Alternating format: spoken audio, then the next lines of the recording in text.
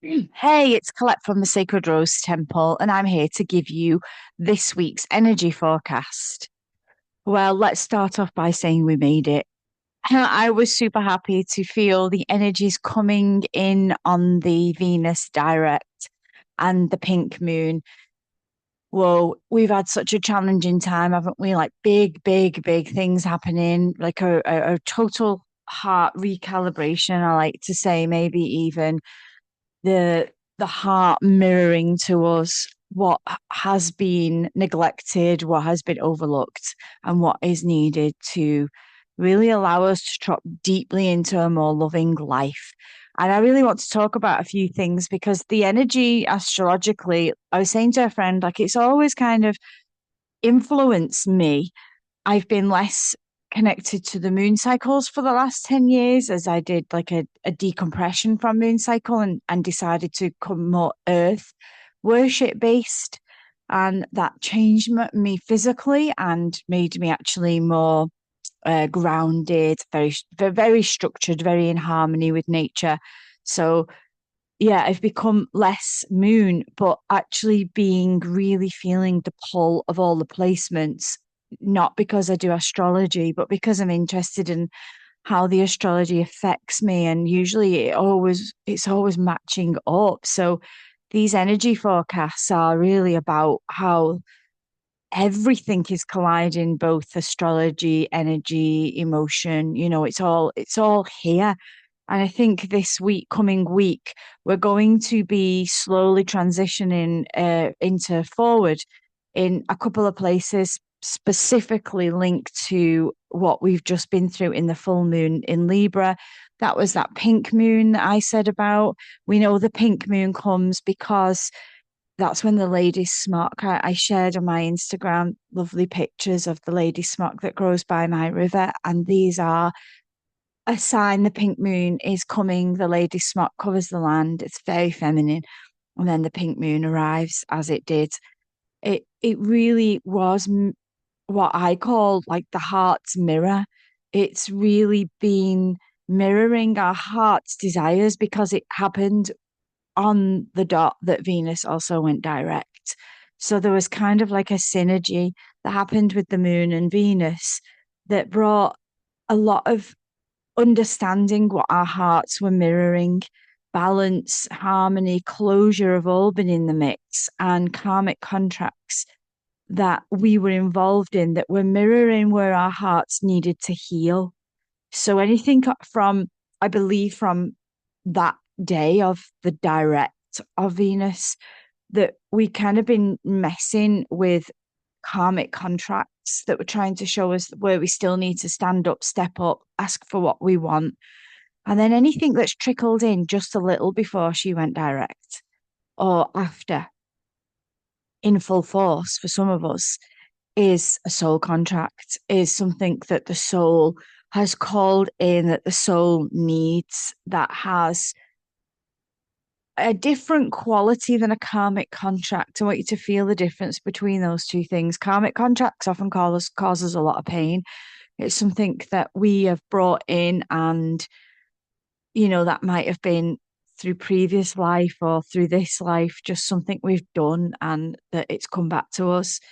But the soul contract is very much to do with what the soul needs to learn, what the soul needs to feel, how the soul wants to navigate through this next part of our life. So that's the difference here. And Venus Direct has really allowed our heart's compass to recalibrate, so to speak. So we've had a recalibration, and what we've allowed in is a more assertion of what we want. There's less, it's still there, the analytical, the thinking function, but it's definitely propelled us now more forward into desire, the heart pulls, the wants, and it's given us some clarity to understand that, yeah, like I feel a certain way. And I often hide that with words or thoughts or push it down because it might bring up some kind of neurosis for me, that I might be, not good enough, or that I might be too much, like all of those things. And we're always applying like our neurotic tendencies towards things instead of just claiming those very things that scream out from our intuition, our instinct, and indeed our hearts. So it's time that we listen, and we might have had really, really clear signals that we need to listen to that. This brings all this heart energy, as I described, the heart mirror, the heart compass, to the self. And what that means, what is the self in me? What does that self want? And for me, when I feel in myself, when I've done a lot of obviously the Jungian work with regards to self, ego, persona, archetypes, that the self is solid and is not affected by your neurosis. It's also not affected by your wounds, your pains, your traumas. There's something deep in there that's anchored in stillness, in the planet, in the world, in love. And it operates from a different place. It knows what it wants. And it's whether we can quieten all the things that we have so loud in our psyches that like stop us listening to the self, like stop us really feeling what the self wants.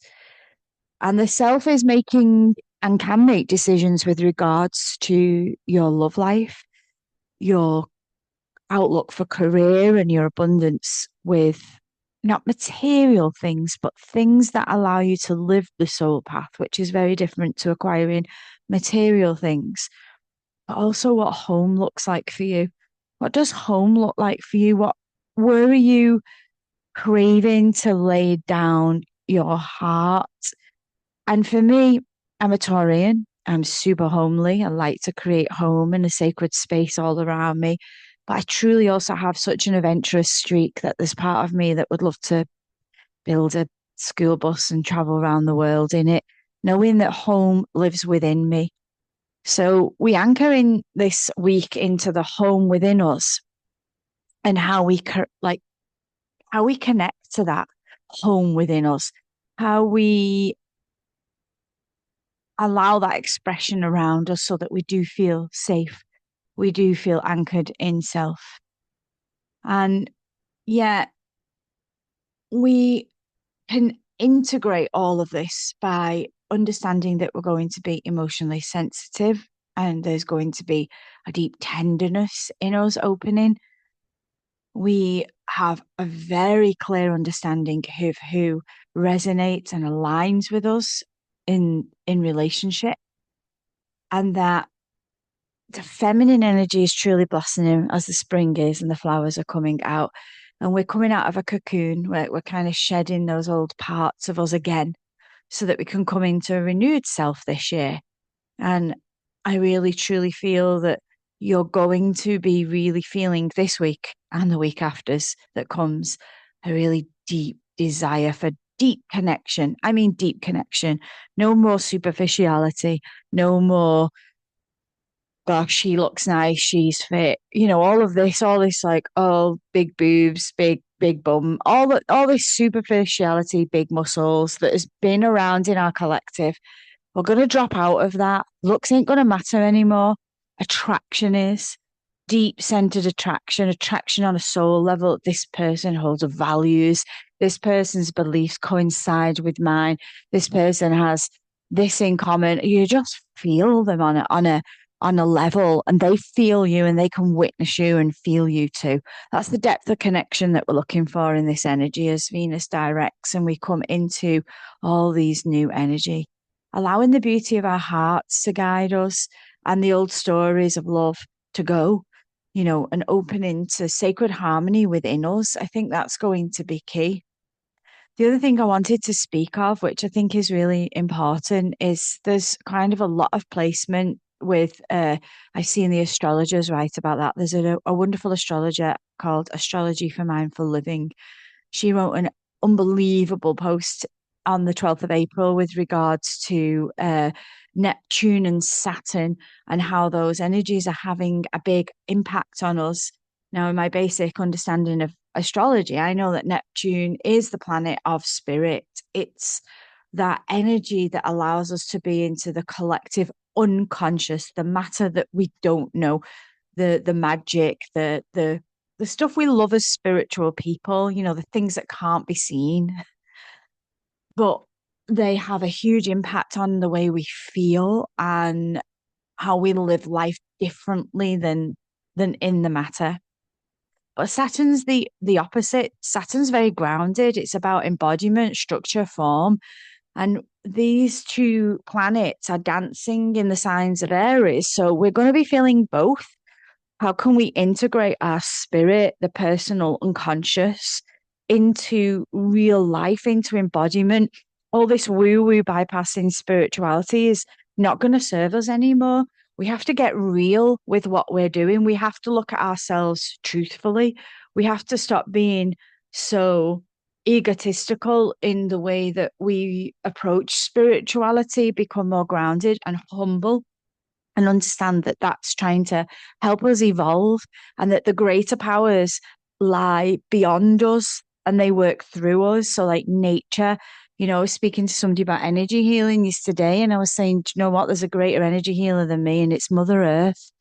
You know, that we've forgotten the forces that are around us. These look at spring and tell me nature isn't profoundly like unbelievably healing and spectacular and mysterious and wonderful and miracle making.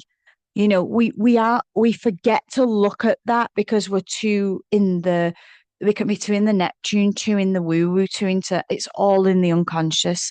Well, of course, it's no use in the unconscious unless it's been brought into the conscious realm and into matter. And these two planets are really trying to do that for us to get ourselves to question what is it that spirit wants us to embody in a more structured and real form. That's where your spirituality will really grow if you can do that. I also am aware of the story, and this is what the Astrology for Mindful Living shared about and I shared about it earlier this year, the Medusa energy, with it being the year of the snake. And obviously, the Neptune energy is kind of the poison archetype, the watery male energy. And this whole kind of archetypal story that she shares is very potent for what we're going to be going through on a collective level. She shares about the fixed star Algol. It's the demon star, and I believe that is significant for us as humans because it's about our own inner demons and our own shadows. And that Algol is going to sit in Medusa's eye in the astrological formation. So, wow, this is really going to do us. It's more than I can even sound in words, to be honest. We've got these energies, archetypal energies playing out. The Medusa, we've got the spirit, we've got the groundedness, we've got the wounded feminine Medusa. She was betrayed. I was saying to someone yesterday, she was raped. That's why Medusa became Medusa. The demon within her, the trigger within her was triggered to become a demonic force, but she also held great healing exceler. And those two things exist within us, reminding of us duality within our own selves. So that's why that story is important. And, of all the Greek myth of like Athena and Medusa, the end result is that Athena, and it makes me super emotional. On her breastplate, she has the image of Medusa's head. And that is a sign that Athena integrated that part of her. Medusa wasn't outside of her, as she's not outside any of us as women. We hold that demonic force within us, that deep, dark shadow, that place that can turn things to stone when we get triggered, when something triggers us deeply. It brings out the demon star, it brings out that darker aspect. And if we can acknowledge that within ourselves, we can actually turn that into the healing exceler, and then we can integrate it within ourselves, hence Athena's breastplate of Medusa. And it's very, very made me really think about we as women when we get jealous or when we project our demons out, that we we make the other woman Medusa. And it's really, can we hold that Medusa that we look at outside of us and put it on our own? Say this lives within inside me too. I definitely feel that in places, spoke with a woman yesterday about jealousy, and I wasn't just condemning that woman in jealousy, but in my own jealousies. Where does that lie in me? Where's my jealousy? If it's being seen in her, where is that coming up for me? What am I jealous of? And so that involves the integration that these planets are bringing up. They're going to bring up your insecurities, your fears, your wounds, and they're going to be powerful if acknowledged and up for transformation. And you can wear them on your breastplate. You get the gold Athena breastplate with all your Medusas on the front. So really be aware of that, what you're seeing outside of ourselves, where we're pointing a finger and saying, actually, you're quite jealous, or you're this, or you're that. Can we pull it into ourselves? It's a very humbling experience. Can we do that with an ounce or more of self-love, compassion, nurturing, realizing that it's very freaking brave to face these demons, dragons, shadows within inside of ourselves. And they can only be integrated once we are more gentle with them, once we are mothering of them. Athena holds that great mother energy of holding the collective, holding it all. So watch out for these things this week. But most of all, like, I think it's been very visual for me in nature how this energy is really fallen on the planet. I shared pictures of my garden and the local river just bathed in this beautiful energy, and a pink light came down on us on Saturday that I really wanted to bathe in, and my own little ritual of honoring Aphrodite in my garden and Venus, and giving these goddesses that are in my space candles and incense, and just trying to sit in the space where I feel my own Venus energy. I feel my own integration of these archetypes, but also of the shadow, like Medusa. She lives within me too. And where have I exiled her? I've been working with the Kali energy within the womb magic group that I'm running at the minute, the Womb Alchemy group. And the women are trying to come to peace with the Kali within inside themselves, digging up what Kali wants them to see within their wombs. And it's been very humbling to see these women really start to dig deep inside themselves, and tutoring them to really lay into some more kindness as they do that. Some very gentle, beautiful energy as the sword of truth cuts through them. And the sword of truth cuts through us in Kali energy very precisely and smooth and cleanly. So as we walk through this energy, do the work on yourself. It'll be worth it. It really is. Do it with kindness. Hold your friends who are also going through these dark aspects of themselves. Show them that the integration is important and that the light is on the other side, and that this is all trying to harmonize not only ourselves, but our planet. And in doing this work, we're also really healing the collective, and that makes us warriors of the heart, makes us spiritual workers. It makes us those people that are trying to bring in the new world. And, that's a lot of gratitude to offer out when I send these messages out to the ears that fall on them of the people who are feeling that this lives within them. So I thank you all. And let's get through this together. Let's do this together. There is a lighter energy that's going to come in while everything goes into direct energy. There's going to be some more retrogrades happening in July. I think we get this clean run now to really go forward. So make sure you're also putting reflections and work into action because April and May are going, June particularly, are going to be months of action doing it. But April, potent, potent to sow the seeds. So I'm sending you love for now. And no doubt next week there will be more to report. There always is more in the week, which I share in my Sacred Rose Temple Facebook group. If you're not part of that, I will share it under this video. I'm also able to send out blog posts. I do that when something comes in that's urgent on my website. So the links will all be under here. And I ask all of you who listen to these to please share these videos and my work. It will just help me really feel that they are needed and that they help in some way. So sending you much love. Have a great week. Bye for now.